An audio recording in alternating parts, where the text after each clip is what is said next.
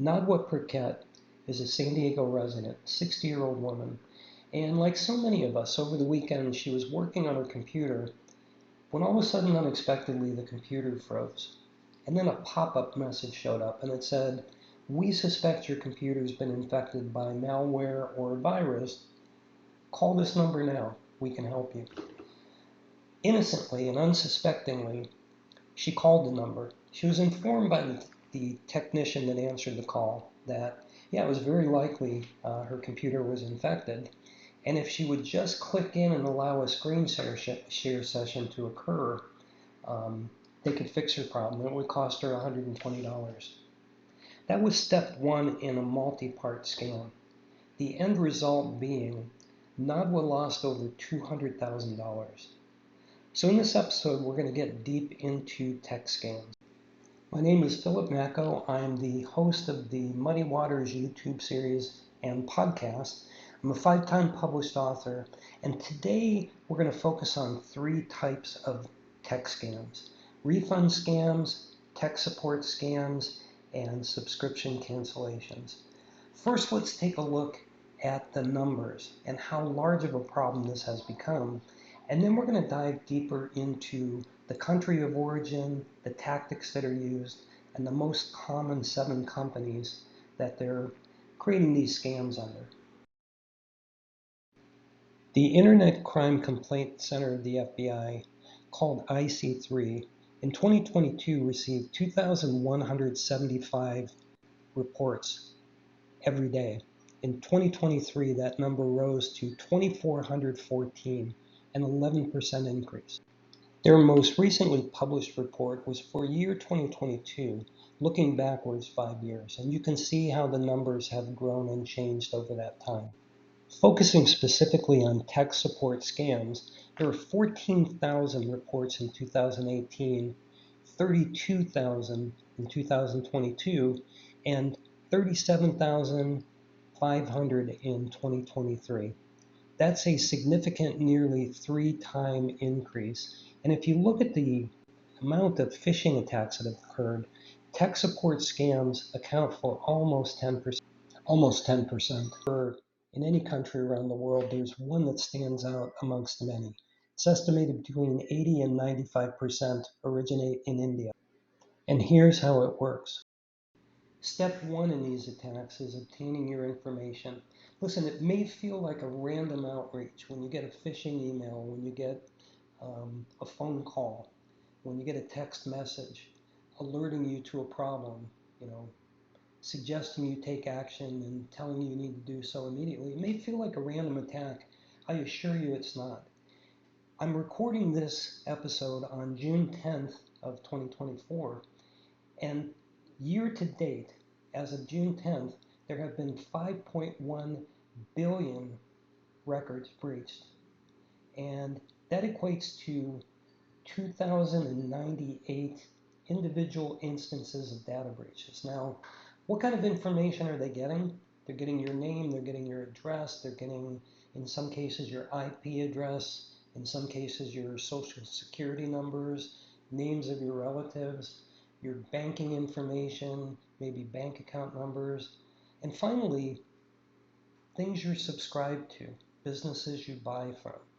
All of that information and much more is made available and sold on the dark web. A previous episode gets into how the dark web works, and I encourage you, if you haven't, please do listen to that. But just know that before that outreach occurs, they already know many, many things about you. It's not happening randomly. Step 2 involves putting the bait on the hook and tossing that hook into the water, right? And what is that hook trying to catch? It's trying to catch you. And listen, they're not just reaching out to you. Think of this. They spend every working day going methodically through their list of thousands to hundreds of thousands of potential victims, sending out phishing emails that appear to be from companies we'll talk about in just a moment, tech support from companies we'll talk about in just a moment, purchase support, whatever that may be. It falls generally within one of 3 categories. It relates to computer problems, subscription refunds, and or subscription or purchase cancellations. Step 3 in this scam is to present you with a problem, to offer you a solution, and then to create a sense of urgency. And let me just state this plainly for all of you. Let's take tech scams as an example. Microsoft will never proactively call you. They will only respond to a service request that you initiate. Amazon rarely calls buyers. Let's say you get a message that says, we're notifying you that someone purchased an iPhone on your account for $784. Contact us at this number. Amazon rarely does that. And here's the thing. If you get these kinds of messages, keep yourself safe. All you have to do is look up their number online, look at the number that you were given from the phishing email or the SMS message, whatever it may be. It's not the same number, it's not the company, period. Go into your Amazon account, see if there was actually a fraudulent purchase, and if there was, use the phone number from the website to contact them. But in an effort to educate all of us on how these scams work, I want to tell you how this whole process unfolds. Let's say you slip up, you have a moment of weakness, you call this number, they get you on the phone and they say, hey, there's a problem with your account. We noticed that you're paying for a subscription you're not using, or you had a purchase on your account that we don't think you did, and we want to solve that for you, and we can do that right now. But, and here's the big but, we need access to your computer, and once we get it, we can fix all this. They're then going to say, click your Windows and the R key at the same time, which opens up a command prompt on Windows systems. And they're going to ask you to go to and install one of many, including AnyDesk, GoToAssist, LogMeIn, or TeamViewer. And you need to know that once you do that, they now have access to your entire computer. They can start copying files. If you want to see how this works in real time, there's a couple phenomenal YouTubers out there. Scammer Payback being one of them. Shout out to Pierogi. Trilogy Media being another. Shout out to Art and Ashton. They do a fantastic job. Number one, showing you how the scam works in real time. Number two, wasting the time of the scammer, and hilariously in most cases. But what you'll see is that once they gain access to your computer using one of these tools, the screen's then going to black out. They're going to make an excuse for why it's blacking out. This is when they're starting to pull your data. Then comes step 4, and this is where it gets really nefarious. Step 4, they're going to issue a refund to you for that iPhone fraudulent purchase. Or they're going to charge you for that $120 service now that they've gained access to your banking information and everything about you that's on your computer. They're going to cancel that subscription. But in the case of refund scams especially, they're accidentally going to put an extra zero, possibly several zeros. So let's say you're owed $784, right? And the quote-unquote Amazon rep says, now that I have access to the account, I'm going to credit you X amount of money. And they ask you then, with them on the line, to go into your bank and see that you've been issued this refund. But mysteriously, instead of the refund being for $784, it's $7,840 or $78,400. And then the real trickery begins. And it's so obvious when you know what's happening, but I'll give you stats at the end of this video of how many people fell for these refund scams and how much money it cost them. It's unbelievable that still to this day, so many people don't know what to look out for, that they're falling for these scams. But they're going to say to you, oh my goodness, I was supposed to give you $784, but I gave you $78,400. I'm going to lose my job and the company's going to sue you and come after you legally. You have to send that money back. Well, here's what's happening behind the scenes. And again, don't believe me, go to Scammer Payback, see what Pierogi does. You can see it on the screen in real time. I'm not as technically savvy as he is. I'm not going to scam bait because I don't have the skill sets he has. But I can tell you that he does, and he catches them and he shuts them down, and it's beautiful and it's brilliant. But what they can actually do is manipulate the HTML um, for your bank account such that they can move money from checking to savings, or they can put money fictitiously into your account that doesn't exist by manipulating that code, and it will appear to you if you've just received this money. Here's where it takes a turn for the weird, right? So now they've given you proof, now they've created the urgency, you have to send that money back right away. I don't want my company to come after you legally. I'm going to lose my job, whatever the case may be. You're not just going to bank wire the money back, because that would be internet fraud and very traceable, right? The money coming from the bank, there's records within that bank. There's people that are responsible for watching out for fraudulent activities. That's going to get caught, flagged, traced back to them. So they have to have untraceable methods to get the money back. And listen to what they're doing.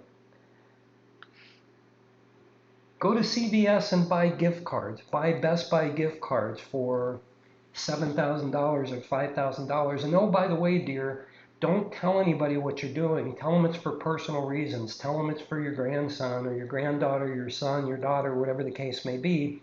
Make up a story, but don't tell them that it's actually coming back to Microsoft.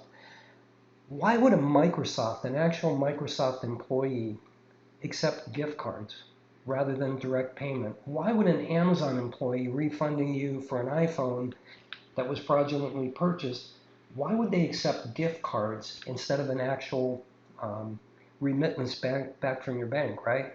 So they're going to tell you buy gift cards. They're going to tell you take out the cash from your bank, get a box, get some tape, get a magazine, and tape the money inside that magazine, or get a book and tape the money inside that book, because we need it to get to us, and we're afraid if it goes through customs from here to our office, it's going to get intercepted unless you disguise it.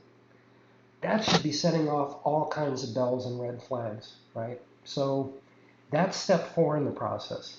Now that we know how they operate and what to look out for, let's look at the top 7 companies that scammers are pretending to be from.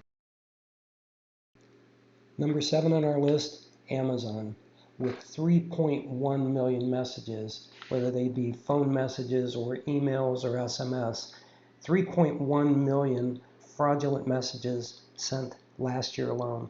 And as you can see on the screen, there are 17 core scam tactics used associated with Amazon accounts. Take the time to read Norton's research.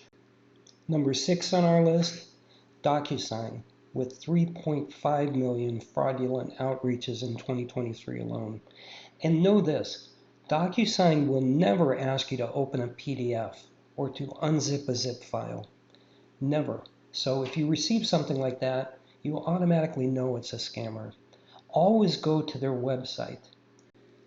Number 5 on our list is AOL, with 5.5 million fraudulent messages. Number 4 on our list, Google, with 6.1 million fraudulent messages last year alone. DHL, 8.8 million. Adobe, 9.4 million. And now for the pièce de résistance, the final, the Mac Daddy, Microsoft. In 2023 alone, 20 million fraudulent messages were sent by people claiming to be from Microsoft. And let me just repeat to be clear, Microsoft will never send you an unsolicited outreach. In their pop-up messages, they will never list a phone number. So when you get these, you know what they are. Earlier on, I promised you some numbers, and here they are. In 2023, there were $12.5 billion lost to fraudulent scams. Of that 12.5 billion, 2.7 billion were to tech scams, a full 21.6%. Now you can see how prevalent it really is. And there you have it, ladies and gentlemen. Now that you know the scope of the problem, now that you know where the scam is likely originating from, the tactics that are used, and the companies that are being impersonated, there's only one thing left to do, and that's to keep yourself safe. Again, my name is Philip Macko. If you got something from this episode, I hope you'll click the thumbs up button. I hope you'll subscribe if you haven't done so already. Maybe share this with someone you know, especially those who are not as technically savvy as perhaps you and I are, that need to know this information to keep themselves and their loved ones safe. Thank you so much for tuning in. I hope you'll join me on the next episode, and I hope you have an excellent day.